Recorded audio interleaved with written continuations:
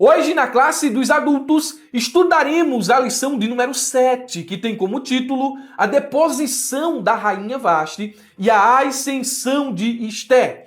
Focalizaremos o capítulo 1 e o início do capítulo 2 deste livro. Para esta aula em específico, temos como objetivos, em primeiro lugar, explicar o banquete de Assuero e a recusa da Rainha Vasti. Em segundo lugar, refletir a respeito da resistência e da deposição da Rainha Vasti. Por fim, mostrar a ascensão de Esté ao posto de rainha. Os dois primeiros objetivos estão relacionados com o ponto 1 e o ponto de número 2. Estes estão fundamentados no capítulo de número 1 do livro de Esté. Já o último objetivo está relacionado ao ponto de número 3, que se fundamenta nos primeiros versículos do capítulo de número 2. Cumpriremos estas finalidades mediante a explicação e aplicação dos pontos e subpontos que estão na própria lição. Portanto, meus irmãos, vamos ao texto áureo que nos diz: antes da maior graça. Portanto, diz: Deus resiste aos soberbos, mas dá graça aos humildes. Tiago, capítulo de número 4, versículo 6. Comparando traduções, temos a paráfrase NTLH que nos diz: porém, a bondade que Deus mostra é ainda mais forte, pois as Escrituras Sagradas dizem: Deus é contra os orgulhosos, mas é bondoso com os humildes. Tiago está fazendo uso do livro de Provérbios e ele cita especificamente o capítulo 3 e o versículo 34, acrescentando aqui a ideia de que a graça é prometida aos humildes e não aos orgulhosos. Deus resiste aos soberbos, mas não pode resistir a um espírito quebrantado. Essa palavra resistir significa engajar-se em uma batalha contra alguém, opor-se. Se tem alguém a quem Deus se opõe, é ao soberbo, é ao altivo. Ele se coloca contra essa pessoa. E Deus faz isso em relação a esse tipo de gente que empina o nariz e acha que é o dono do mundo e pode todas as coisas. Foi o que ele fez contra Faraó, foi o que ele fez contra o rei arrogante da Assíria, foi o que ele fez contra Nabucodonosor, todos estes exemplos do Antigo Testamento. E no Novo Testamento nós temos Atos capítulo 2, aliás 12, versículo 21 ao 23, quando o vaidoso Herodes sente a pesada mão de Deus. Ele resiste, ele peleja contra os soberbos, porém ele concede graça aos humildes. Foi isso que aconteceu quando Ezequias se quebrantou. Antes orgulhoso, mostrando as suas posses, mostrando seu reino, os seus tesouros. Porém, percebemos que quando ele se arrepende, Deus lhe concede graça.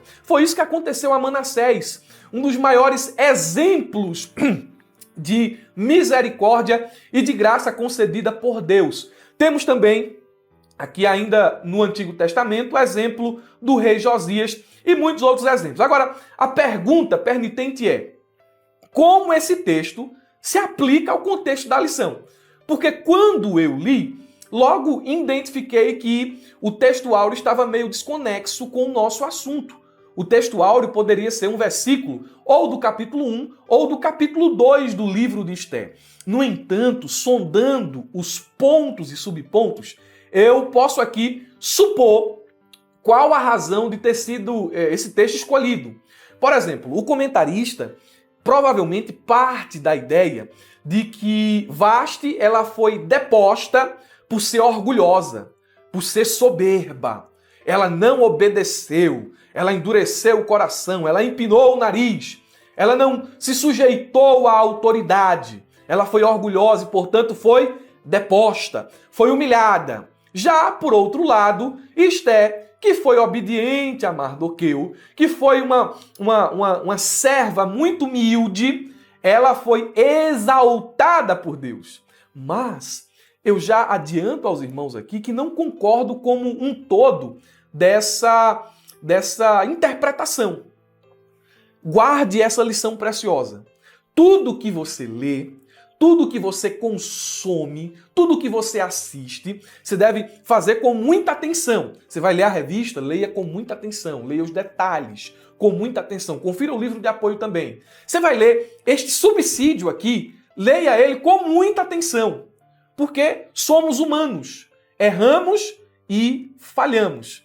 E por isso você vai ler, você vai consumir conteúdo com um senso crítico.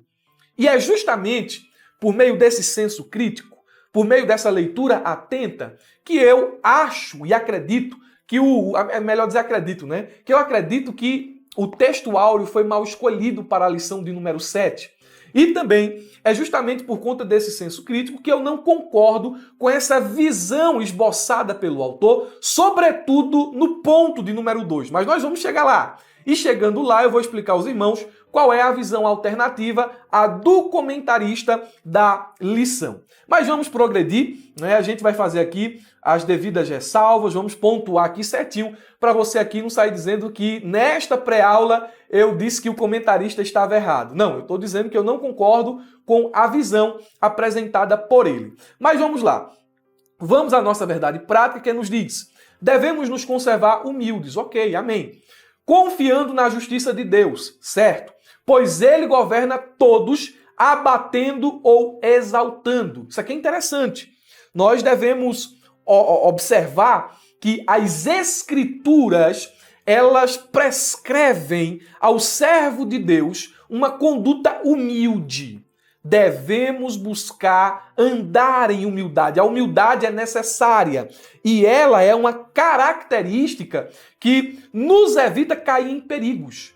E um dos maiores deles é a arrogância, é a soberba. Já vimos lá no texto áureo que Deus, ele resiste ao soberbo. E nós não queremos nos encontrar em uma situação em que Deus esteja se opondo a nós. Então a posição de humildade, a posição serviçal, é uma posição, não é, em que Deus, ele olha e olha com bom grado. Devemos buscar humildade. Segundo, devemos confiar na justiça de Deus. A justiça de Deus prevalece. E ele é quem julga quem de fato é humilde e quem de fato é soberbo. Porque tem gente que o povo diz assim: fulano de tal é soberbo, fulano de tal é arrogante. Às vezes, a pessoa, né, que é alvo dessas palavras é apenas um desafeto. É apenas alguém que é invejada. Aí ela é taxada como soberba, ela é taxada como arrogante. E muitas vezes aquela pessoa, né, que se diz humilde, que aparenta ser humilde, é a mais arrogante de todas. Então nós devemos confiar na justiça divina. Ele sabe julgar corretamente o coração. Ele sabe quem de fato é humilde e quem de fato é arrogante. Em terceiro lugar, Deus é soberano. E no exercício da sua soberania, ele abate o arrogante e dá graça aos humildes. Pois bem, até aqui temos o texto áureo explicado com as devidas ressalvas e temos também a nossa verdade prática. Vamos aos pontos da lição e é justamente aqui na exposição dos pontos que eu quero que você preste muita atenção para que você saia aqui desta aula preparado para ministrar em classe aos seus alunos. E eu tenho certeza que perguntas surgirão, porém essas perguntas serão tiradas aqui na aula ou nos comentários aqui na plataforma da ferramenta EBD. Quem é aluno assinante, faça uso de todos os recursos, de todos os materiais que estão disponíveis aqui na plataforma da ferramenta, para você chegar em classe munido de recursos. E se ficar alguma dúvida, coloque aqui nos comentários. Meus irmãos que estão me assistindo por meio do YouTube, sigam estas orientações. Curtam, comentem e compartilhem. Tornem o YouTube um evangelista. Faça com que ele indique esse conteúdo a mais pessoas. Em reciprocidade às suas ações, tenho certeza que se você não fez isso, está fazendo isso agora, estou deixando o subsídio que estou utilizando como roteiro para esta aula aqui na descrição do vídeo para você fazer o download gratuitamente. Junto com o link do subsídio, estou deixando também o link da ferramenta EBD para você conhecer esta ferramenta extraordinária onde o professor da escola dominical encontra tudo o que precisa em um só lugar. Ponto de número 1. O banquete de Assuero e a recusa de Vasti. Vasti, não é como queiram chamar. Eu chamo Vasti.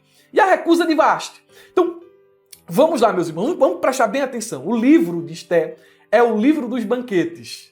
há vários banquetes neste livro e no capítulo de número 1 nós temos um primeiro grande banquete, mas vamos nos contextualizar antes.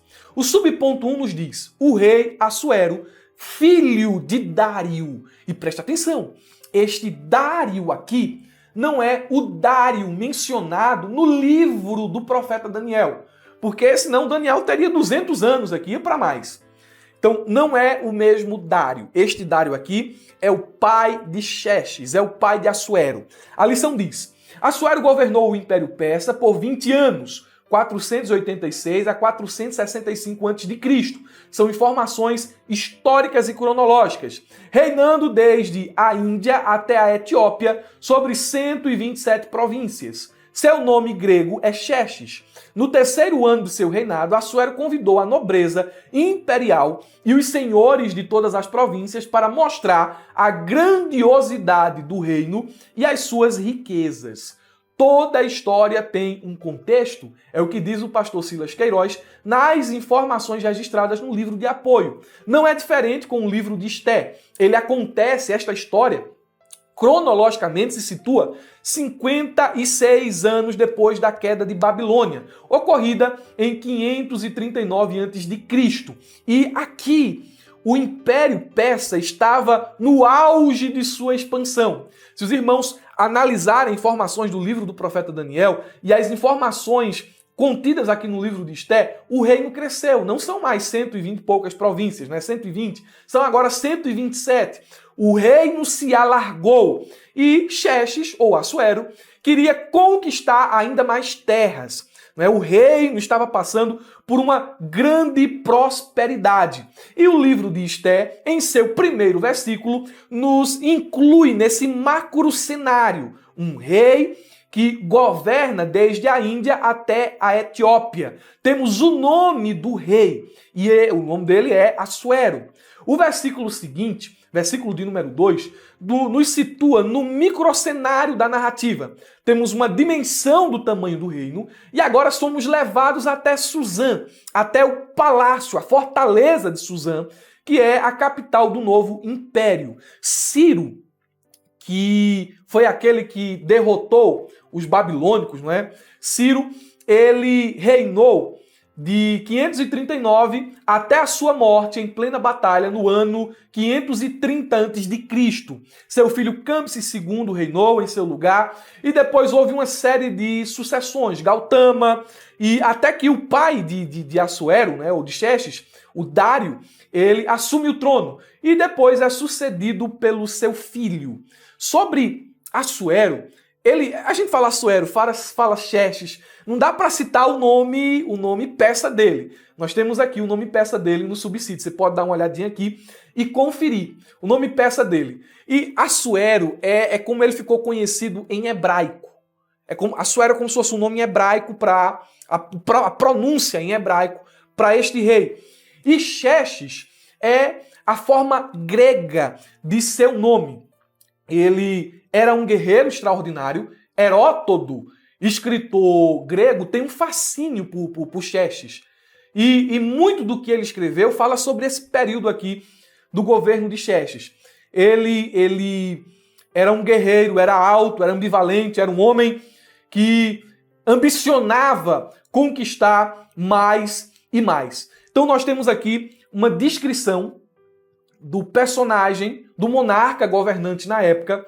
Temos um pouco aqui do contexto, um reino que estava no auge, mas ainda queria se expandir. E temos aqui a localização geográfica, a fortaleza de Suzã, que é onde acontecem os eventos iniciais.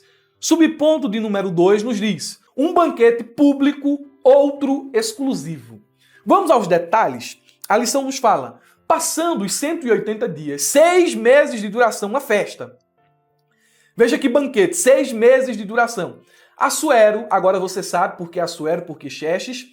Assuero ofereceu um banquete para todo o povo de Suzã no pátio do jardim de seu palácio. Havia muito luxo e ostentação, além de bebida à vontade, em uma festa programada para durar 7 dias. Temos 2 festas aqui, ok? Vamos explicar direitinho aqui. Assuero tinha como mulher a rainha Vasti, que alguns estudiosos acreditam ser a mesma Amétris, citada por Heródoto em seu livro História. Ela também ofereceu um banquete, porém restrito às mulheres do palácio. Então, na verdade, são 3 banquetes, não é? Temos um primeiro banquete que durou uma média de 6 meses, 180 dias.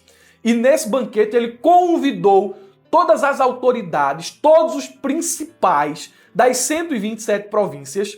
E aqui cabe uma explicação que às vezes nos passa desapercebido. Não é que todos vieram e participaram ao mesmo tempo de uma festa que durou 6 meses. Tudo indica, e é o mais provável, que as províncias foram se apresentando ou uma por vez, ou mais de uma por vez. Porque se todas tivessem vindo em uma mesma ocasião, primeiro que não caberia 127 províncias, não caberia todo mundo. Segundo, a parte administrativa de todo o império pararia durante 6 meses. Então, o mais sensato é entender que chegava uma caravana, essa caravana desfrutava da festa, via todas as belezas e a glória de Xerxes e retornava. E em seguida chegava outra, e assim a festa durou 6 meses. Terminado esse rodízio de caravanas, Xerxes decidiu dar uma festa de 7 dias para ricos e pobres, para nobres e vassalos de toda a capital. Não agora é mais todo o reino, não é mais agora toda a província, mas toda a capital. Paralela a essa festa, a rainha Vasti, de forma mais exclusiva, apenas com as mulheres do palácio, também estava dando uma festa. Então nós temos aqui pelo menos 3 banquetes. Um que durou 6 meses, um absurdo de tempo. Outro que perdurava por 7 dias, promovido por Assuero. E um mais exclusivo, ofertado pela rainha Vasti apenas às mulheres palacianas. É dentro desse contexto festivo que a tensão da trama ela começa a se desenvolver. Qual é esta tensão? No final dos 7 dias de festa locais, em Suzã, para o pessoal local, Assuero manda um convite para que Vasti venha se apresentar diante dos seus convidados. E é aqui onde a tensão e a trama vai começar a se desenvolver. O subponto de número 3 nos diz: o convite à rainha Vasti. A lição nos fala: no 7º dia de seu banquete, depois de ter bebido bastante, Assuero estava em euforia. O coração do rei estava alegre, é o que diz o versículo 10. Foi quando ordenou que lhe trouxessem a rainha Vasti com a coroa real para mostrar aos povos e aos príncipes a sua formosura, porque era formosa à vista. Olhe o que a Bíblia diz, vamos ler o texto na íntegra. No 7º dia, quando o rei Xerxes já estava alegre por causa do vinho, e aqui nós encontramos um eufemismo para a embriaguez. Xerxes estava fora de si, o álcool lhe havia dominado os sentidos. Ele ordenou aos 7 oficiais que o serviam, Neumã, Bitzá, Rabona, Bigtá, Abagtá, Zetá e Carcas, que trouxessem à sua presença a rainha Vasti, usando a coroa real. Ele queria mostrar, exibi-la aos seus súditos e à nobreza, a beleza dela, pois era de fato muito bonita. Tradução NVI.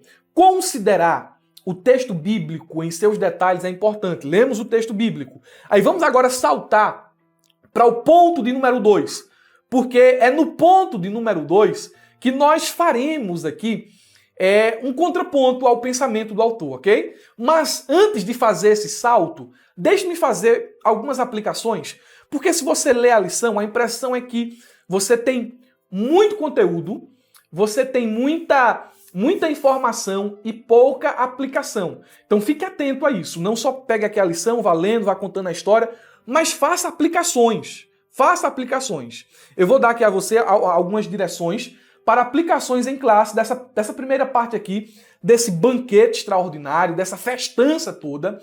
Vou lhe dar algumas aplicações. Primeiro, quero destacar a incompletude humana. O ser humano, longe da presença de Deus, nunca vai ser completo.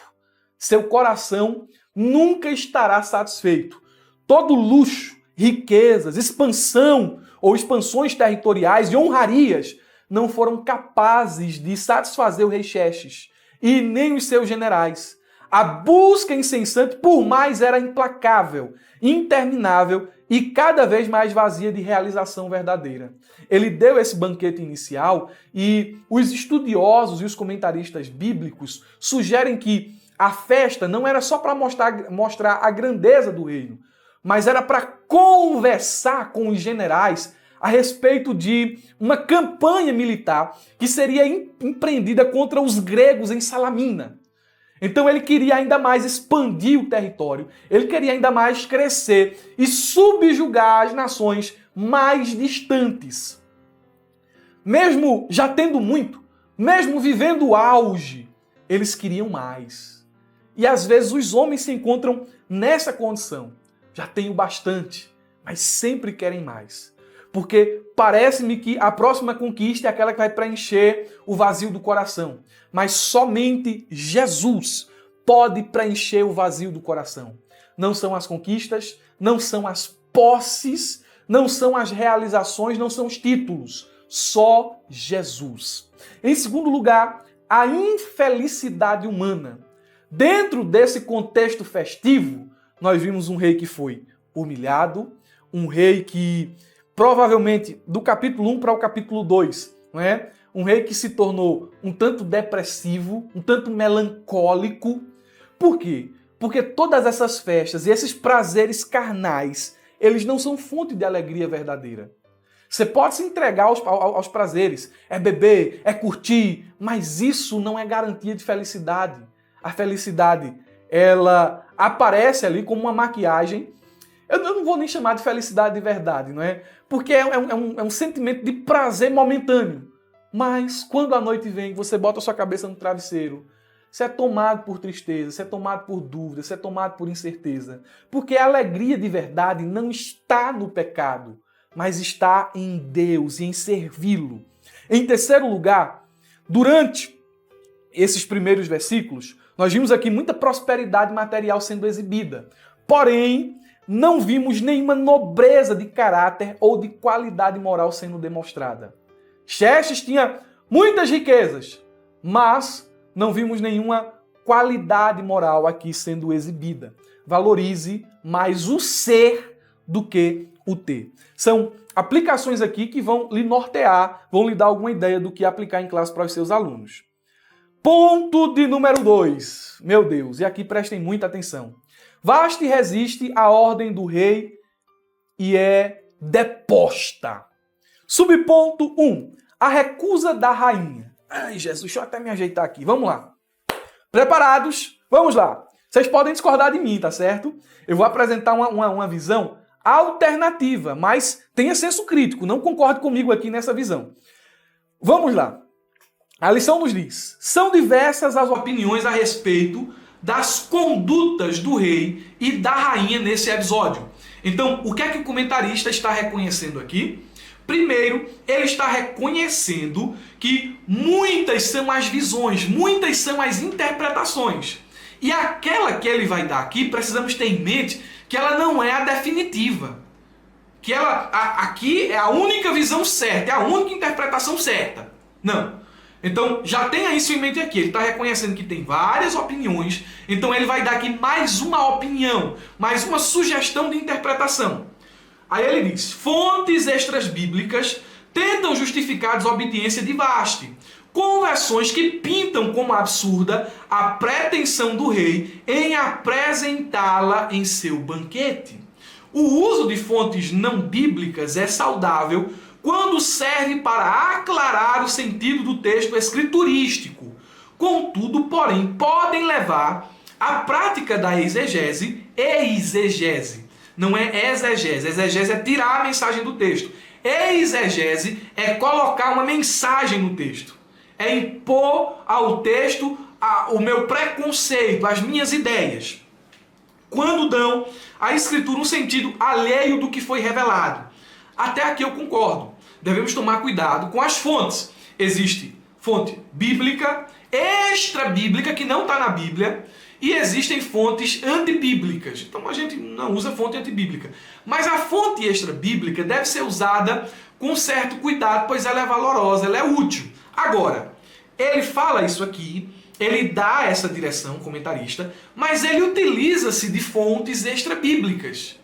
Quando ele usa os escritos de Heródoto para assimilar a rainha Vasti, né, fazer essa semelhança, dizer que ela era Amétris, ok?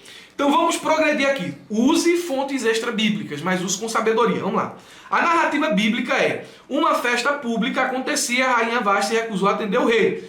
O texto para por aí. Fica difícil sustentar.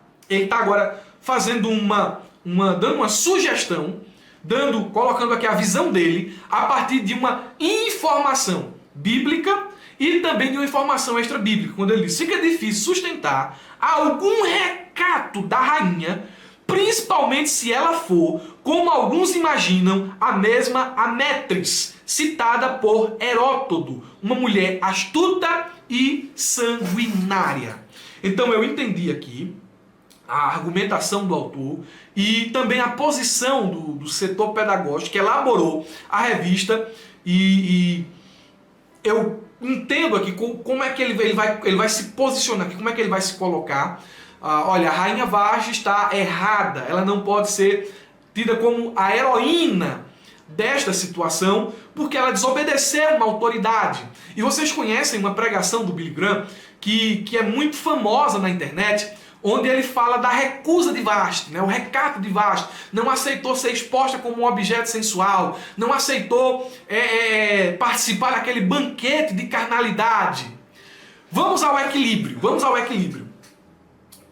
A recusa de Vasti, de fato, foi uma desobediência a uma autoridade constituída e legitimada, que era Assuero. Ela se recusou a participar do banquete. Ela não participou daquela exposição ali. E isto provocou vergonha, humilhação a Assuero. Isso é inegável. De fato, ela desobedeceu. E o rei foi envergonhado e humilhado diante dos seus convidados.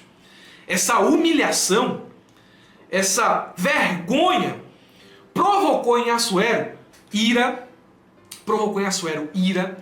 espírito vingativo e também o sentimento de uma pessoa cujo ego foi ferido. Porém, vamos às ponderações. O texto bíblico nos diz que o espírito do rei, ou melhor, o texto bíblico nos fala do estado de espírito do rei. Ele estava embriagado. Quando ele convida Vasti, ele estava embriagado. Então ele não estava no seu senso normal de raciocínio, estava sob o efeito do vinho. E seus propósitos na ocasião era exibir a rainha. Levando essas questões em conta, podemos nos perguntar: por mais desmoralizante que tenha sido essa situação para o rei, Vasti estava totalmente errada? Não estou aqui defendendo que ela era uma boa moça, que ela era uma pessoa recatada. Não estou aqui defendendo isto. Vasti, ela não era uma mocinha inocente, ou mocinha não. Ela não era assim. Só que também eu acredito que a sua recusa não foi de todo errada. Aí começam aqui a surgir as interpretações. Os rabinos interpretavam esse texto dizendo que Assuero queria que ela se apresentasse nua, utilizando somente a coroa real. Eu não acredito tanto nisso. Mas, dadas as circunstâncias, o pedido do rei na ocasião, não é, que aconteceu na festa, no final dessa festa em específico, por que Vasti não foi convocada durante a primeira festa que durou 6 meses? Onde gente importante estava ali, mas numa festa local. Por que as circunstâncias, por que o texto bíblico mostra o estado de espírito de Assuero? Estava alegre por causa do vinho. Tudo isso aqui conta. Então a recusa de Vasti, penso eu, e tenho aqui gente para me apoiar nessa visão, não é? Gente que eu mais entendida que eu leio e segue essa mesma visão. Eu entendo que Vasti, ela e o pedido de Assuero se deu em um contexto em que a aceitação seria uma afronta à rainha. Não que ela fosse aparecer nua, mas ali tirar ela da festa, se apresentar da forma como aconteceria ali, feria os costumes da época, né, de ela ser exposta, de as pessoas ali verem o seu rosto, feria talvez assim a posição dela como rainha, ela seria rebaixada à posição de rainha. Mudando aqui as minhas palavras, né, saindo das minhas palavras para a palavra de gente mais inteligente, o comentário bíblico, histórico e cultural do Antigo Testamento, que vocês conhecem muito bem, publicado pela Vida Nova, acho que dá para ver aqui, ó, esse comentáriozinho aqui, ele diz o seguinte: alguns supõem que Vasti tenha sido constrangida a fazer algo indiscreto ou moralmente comprometedor, como a antiga interpretação rabínica presumia, mas provavelmente não se trata disso, concordo. Em algumas sociedades orientais, o harém ficava cuidadosamente isolado e a lei proibia que as pessoas olhassem para o rosto das mulheres que ali viviam. Nessa época, as mulheres persas se deslocavam de um lugar para o outro em carruagens fechadas, para não se exporem ao olhar das pessoas. Se for esse o caso, como Joséfo relata, Xerxes já estaria pedindo a Vasti que se rebaixasse e assumisse uma conduta indigna de sua posição real. Então, é nessa visão mais equilibrada e sensata que eu acredito. Subponto 2. A aplicação da lei. Vamos aqui a coisa interessante, não é? Assuero estava de fato sob a influência do vinho, ok? Comentarista da lição. Quando ordenou a vinda de Vasti. Mas sua decisão de depô-la do cargo não se deu de forma intempestiva, ou seja, precipitada, apressada, imponderada ou autoritária. Então aqui eu já discordo também disso aqui. Foi autoritária e foi sim intempestiva. Aí o autor diz assim: apesar da fúria, o rei suportou o constrangimento público de receber de volta os eunucos sem a rainha. Em seguida, submeteu o caso ao exame dos sábios do reino, entendidos nas leis e no direito dos medos e persas. A pergunta do rei demonstrava prudência. Pode ser que a pergunta tenha demonstrado prudência, mas as ações não. O que, segundo a lei, se devia fazer a rainha Vasti por não haver cumprido o mandato de seu marido, né? O seu mandato. Aí vamos lá. Você tem que ler o versículo 13 ao versículo de número 22. E alguns pontos aqui vão fluir dessa leitura. Eu deixei a leitura aqui no subsídio. E os pontos são: em primeiro lugar, o rei não foi prudente. Eu discordo do autor também nisso aqui. O rei não foi prudente, pois agiu sob o calor do momento e o efeito do vinho. Mesmo que ele tenha consultado os sábios, ele agiu dominado pelo sentimento de vergonha, ira e influência alcoólica. Em segundo lugar, o rei foi manipulado. Eu creio assim. Um de seus sábios ampliou o problema além do necessário, dando-lhe uma proporção exagerada. E pela construção da narrativa, é fácil supor que tal sugestão, a que veio de Mecumã, tenha sido motivada por razões pessoais e particulares. No entanto, sua opinião, a opinião deste sábio, foi aceita pelo rei. Olha, Vasti é a rainha, não é? Então, todos os homens nas casas dos persas vão desobedecer os seus esposos por conta da conduta da rainha. Olhando aqui, parafraseando, não tem nada na lei dos medos e dos persas que diretamente fale sobre isso. Vamos criar um edito? Vamos criar um decreto? Então eles criaram um decreto, criaram uma sentença, deram a sentença de Vasti, a deposição. Ela não foi morta, ela não foi executada, porque os historiadores dizem que ela, nessa época, estava grávida de Artaxerxes, que é o sucessor de Xerxes, é o rei que governa durante Esdras, Neemias. Ela estava grávida de Xerxes, não é? Xerxes, o monarca, tinha engravidado ela, e a criança que estava sendo gerada no ventre era Artaxerxes. E nesse período até alguns supõem que pela gravidez ela não se apresentou. Mas aí também é o campo da suposição. Só que eu penso aqui que o rei ele foi manipulado. Se aproveitaram do momento, se aproveitaram da ocasião, talvez para benefício pessoal.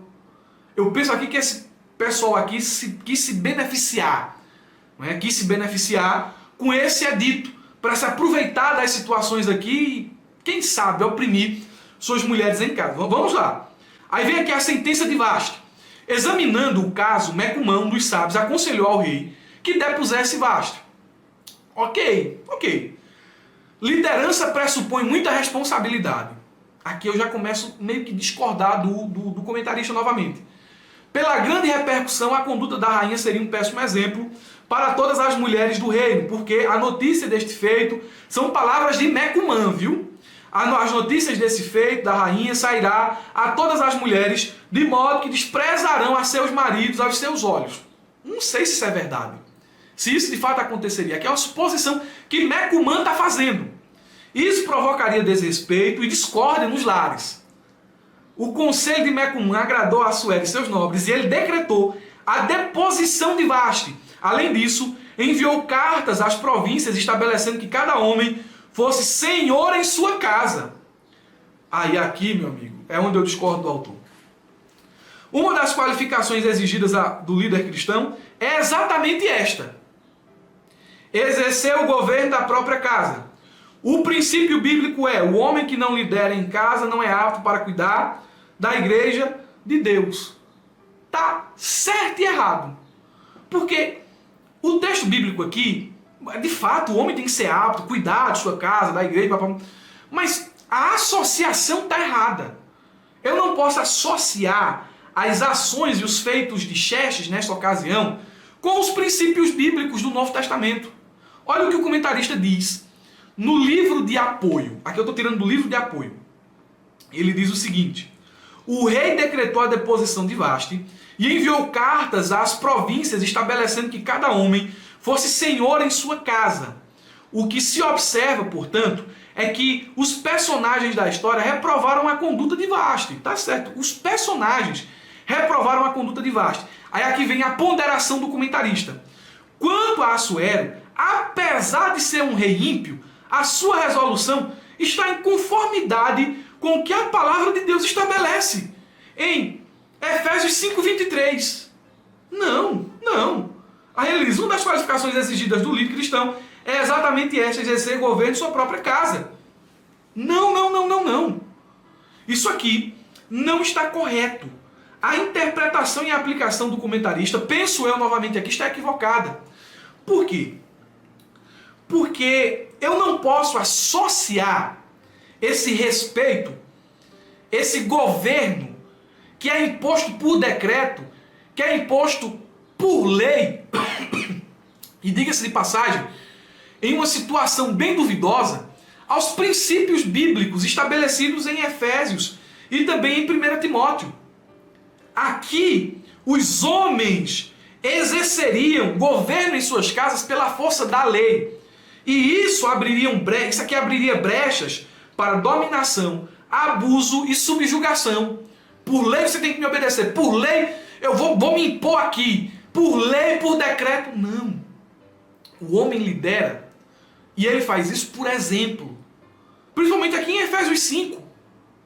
A liderança, o respeito, o governo exercido no lar se dá através do exemplo, de uma liderança servil e de um amor sacrificial e providencial, e não por obrigação, por força de uma lei, por força de um decreto, que, diga-se de passagem, surgiu de um contexto em que o rei, ele agiu embriagado, ele agiu no calor do momento, sob o sentimento de ira e de ego ferido. Então, é nesses termos aqui que eu discordo do autor no ponto de número 2. Lembrando, meus irmãos, a maioria das informações que eu extraí aqui para esse subsídio estão no livro de apoio. Então, o comentarista, ele trouxe muita informação boa aqui nesta lição, e eu me utilizei delas. Agora, eu não concordo em tudo com que ele disse aqui nessa lição. É por isso que eu estou fazendo esse contraponto aqui tão enfático. Você que está me assistindo tem todo o direito de seguir a mesma linha dele. É uma linha possível. Agora, eu acho que é mais plausível aquela que eu expus aqui. E ele também acha que é mais plausível aquela que ele escreveu. Fica para você decidir. Leia a lição, leia o livro de apoio Escute o que eu estou falando aqui nessa pré-aula, embora que o áudio esteja um pouquinho ruim, vocês viram aqui que o microfone, né, deu errado, mas escute isso e avalie, pondere. Se tiver alguma dúvida, coloque aqui nos comentários, tá bom? E a gente vai conversando. Feito esse contraponto, é importante, feito esse contraponto, vamos ao tópico de número 3. Esté, a judia se torna rainha em terra estranha. Saímos do capítulo de número 1, que começou com um banquete e terminou em uma situação meio desastrosa. E agora nós vamos para o capítulo de número 2. E o capítulo de número 2 diz assim, 4 anos depois. A lição diz, há certo consenso entre os estudiosos de que a escolha da substituta de Vasti ocorreu após a frustrada campanha militar que Assuero lançou contra os gregos. A destruição quase total das forças navais persas na Batalha de Salamina, ano 480, forçou seu retorno para Suzã. Passada a ira, o rei se lembrou de Vasti, do que ele havia feito e do que ele havia decretado. Até o rei se arrependeu do que aconteceu, né? Assim, no ano 479 a.C., aconselhado por seus servos mais próximos, Assuero decide escolher a nova rainha. Há um espaço de tempo de mais ou menos 4 anos entre o capítulo 1 e o capítulo de número 2. Nesse espaço de tempo da deposição da rainha Vasti para a ascensão de Esté, ele empreendeu, o rei Xerxes, uma campanha militar fracassada contra os gregos.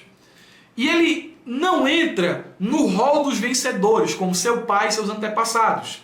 Mas ele cometeu vários equívocos, vários erros de estratégia, precipitou muito e o resultado foi derrota. Ele cometeu muitos erros. E com isso, ele volta para Suzã como um rei fracassado. E deixou agora um inimigo terrível, assanhado. Mais tarde, esse inimigo dominaria e conquistaria a Pérsia. Porém, voltando aqui para a história, é nesse contexto de decepção, de novamente, mais uma vergonha, mais uma humilhação, que seus servos mais próximos perceberam seu estado melancólico e empreenderam esse concurso de beleza. Vasti não pode retornar ao trono. Lembrando, Vasti foi apenas deposta, ela não foi executada. É o filho de Xerxes com Vasti que assume o trono. Artaxerxes, isso aqui é a história. Ok? Aí, o concurso de beleza é empreendido durante essa época. Subponto 2 nos fala, o universo da escolha. A lição diz, apesar de governar um império originário de longas sucessões entre famílias da Média e da Pérsia, Assuero decidiu escolher a nova rainha dentre as moças de todas as províncias do reino. Não havia restrição quanto à origem étnica ou racial. A única exigência é que fossem virgens e formosas. E dentro desse processo aqui, nós vemos a providência e a presciência de Deus. O que é a presciência? A presciência é um dos atributos de Deus, muito ligado à sua onisciência, que o faz conhecedor de todas as coisas. Deus conhece o futuro como se fosse o passado. E, inclusive, ele conhece até o futuro contingente. O futuro que nunca aconteceu. Futuro contingente. Ele conhece tudo. Se eu decidir tomar o caminho aqui à esquerda, Deus sabe o que vai acontecer no final. Se eu decidir tomar o caminho à direita, Deus sabe o que vai acontecer no final. Então ele conhece o caminho contingente, futuro contingente. Eu não posso escolher 2 caminhos ao mesmo tempo, mas ele sabe qual seria meu fim se fosse esse e qual seria o meu fim se fosse aquele. O fato de ele ser presciente não indica dizer que ele decreta tudo exaustivamente. Deus conhece o futuro porque ele decretou o futuro. Ele estabeleceu o futuro. Não, isso aí é doutrina calvinista. Deus conhece o futuro porque ele viu de antemão. Ele conhece e sabe todas as coisas, passado, presente e futuro. Ele não decreta tudo exaustivamente. E conhecendo de antemão, ele age. Governo, soberania, providência. Deus se utilizou de todos os eventos que aconteciam na Pérsia para introduzir Estelar. Tempo da presciência, tempo da providência. Tudo que aconteceu no capítulo de número 1 não escapou do olhar de Deus. E ele se utiliza desta situação para introduzir a rainha, ou até aqui, não é? A escrava Esté na trama, na história. Esté teve o favor de Deus e teve o favor dos homens, o favor de Hegai e o favor do rei Xerxes. Ela foi escolhida em um processo que durou alguns anos. E dentre as muitas candidatas, ela foi aquela de quem o rei se afeiçoou. E o próprio Xerxes a coroou como rainha. Aí vem aqui o subponto 3, a obediência de Esté. E aqui, meus irmãos, é interessante. Vamos lá. Mardoqueu ordenou a Esté que não declarasse qual era o seu povo e a sua parentela. Pedido estranho, não é? Qual a razão dessa ordem? Não sabemos ao certo, já que não havia restrição étnica no processo de escolha da nova rainha. Mesmo sem entender o motivo da proibição, Esté obedeceu à risca a ordem de Mardoqueu. Ela não exigia explicação para obedecer. Uma ressalva faremos aqui, ok? Mardoqueu demonstrava profunda preocupação com o bem-estar de Esté, passando diariamente diante do pátio da casa das mulheres para saber como ela estava. Havia respeito e cuidado mútuo entre eles. Cumprindo os 12 meses de preparação, chegou a vez de Esté ser levada à presença de Assuero, e o rei amou a Esté mais do que todas as mulheres, e ela alcançou perante ele graça e benevolência mais do que todas as virgens, e pôs a coroa real na sua cabeça e a fez rainha em lugar de Vaste. Eu não quero aqui, já pelo tempo, né, passou muito tempo, eu não quero aqui tocar nos pontos obscuros disso aqui, ok? Como é que uma judia ela participa de um evento como esse para ser esposa de um rei ímpio, de um rei gentil? A pergunta que né? Esté já estava paganizada, Mardoqueu também, eles estavam meio desviados, o processo foi compulsório, ela não teve escolha. É assim, é de se pensar. Tem muitos detalhes aqui que é de se pensar. Até mesmo a questão de ela não declarar.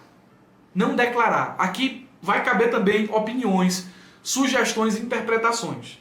Porém, eu quero ficar com as palavras do Matthew Henry, ou Matthew Henry, não sei como é que cita, Matthew Henry. Ele diz o seguinte: nem todas as verdades devem ser ditas a todo tempo, mas uma verdade não deve ser dita em tempo algum. Então, eu acho que não precisava ela declarar, não sei, depende das intenções, não é? Não precisava ela declarar que era judia. A gente vai ver mais tarde que esse silêncio, que esse segredo, ele foi muito importante para as ações de Esté em relação a Amã.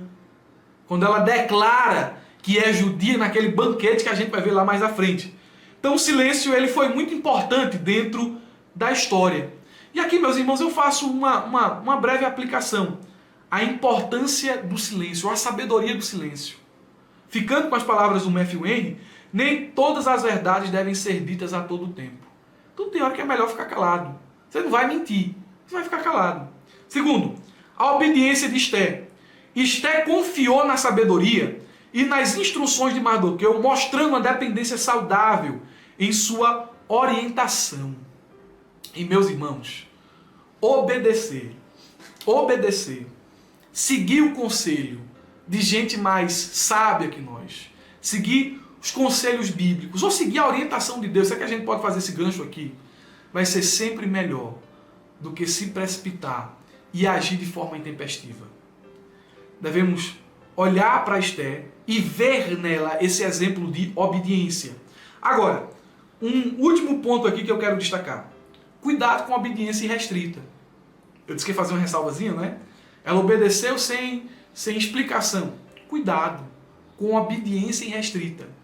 Nós devemos honrar os nossos líderes, os nossos familiares, os nossos cônjuges, as autoridades, sejam elas seculares ou espirituais, devemos honrá-las, mas há um limite para essa honraria. Obediência absoluta é uma prática que devemos somente a Deus. Agora, a obediência às autoridades, ela tem um limite. E o limite é quando essa obediência implica em desobediência a Deus. Então, tome muito cuidado quando alguém lhe pedir para fazer uma coisa que vai contra o que a Bíblia diz. Não, mas quem pediu foi fulano de tal, foi meu líder. Tome muito cuidado. Porque às vezes acontece de o líder lhe pedir uma coisa que vai ferir a sua consciência. Que vai ferir aquilo que é ético, aquilo que é moral. E mais que isso, vai ferir a palavra de Deus. Quando isso acontecer, essa autoridade em particular não deve ser obedecida. Você lembra do que aconteceu lá no Novo Testamento? Não preguem mais no nome. Não falem mais no nome deste homem. Qual foi a resposta dos discípulos? Mais importa obedecer a Deus do que aos homens. Agora, não utilize isso aqui, esse texto bíblico, para ser rebelde, para ser desobediente, para ser arrogante. Não seja humilde. Mas seja humilde com discernimento. Porque humildade não é subserviência cega. Só baixar a cabeça assim, senhor, não, senhor, eu quero morrer. Não. Ah, porque disse assim, assim tem que ser assim. Não, não, não, não. Avalie, pense. Obediência absoluta só a Deus, ok? Mas isso não quer dizer que os nossos líderes, os nossos familiares e as autoridades não devam ser respeitadas. Seja conhecido por ser um servo humilde e obediente. Acima de tudo, obediente a Deus. Meus irmãos, vamos concluir dizendo que Deus ele tem os seus propósitos. Deus tem os seus propósitos. E os propósitos de Deus muitas vezes são ocultos a gente. Esther não sabia do que estava acontecendo no capítulo de número 1. Ela só soube depois que aconteceu. Mas ali no tempo da presciência de Deus, já era uma situação preliminar a chegada dela no palácio. Quando ela chegou no palácio, ela não saberia se seria aceita, se não seria aceita, não saberia se seria tratada bem ou não. Você vê a preocupação de Mardoqueu sempre passando lá de frente, não é? Para saber da situação de Esther. Havia toda uma preocupação, todo um medo, mas havia um plano e um projeto de Deus sendo executado. Há um plano, há um projeto de Deus acontecendo. Deus está abalando estruturas, Deus está preparando pessoas, Deus está fazendo gente que tu não conhece se lembrar de você, gente que tu nem imaginava te tratar bem, gente que tu não esperava abrir o caminho para você passar. Isso é a ação de Deus. Agora você não entende, agora você não vê, agora você não sabe, mas Deus já está trabalhando há muito tempo para cumprir promessas antigas na tua vida. Ele fez isso na vida de Esther, a introduziu na Pérsia com um propósito. E Deus vai fazer coisas grandes na tua vida. Te prepara para as reviravoltas. Muitas acontecerão. Amém? Meus irmãos, mais uma vez peço perdão pelo nosso áudio aqui, que não está tão legal, mas eu acho que dá para assistir até o final, né? Deu para assistir até o final? Se deu, coloque um amém aqui nos comentários, tá bom? Deus abençoe, meus irmãos, um ótimo final de semana, uma ótima aula de Escola Bíblica Dominical e não se esqueça, abra a jaula.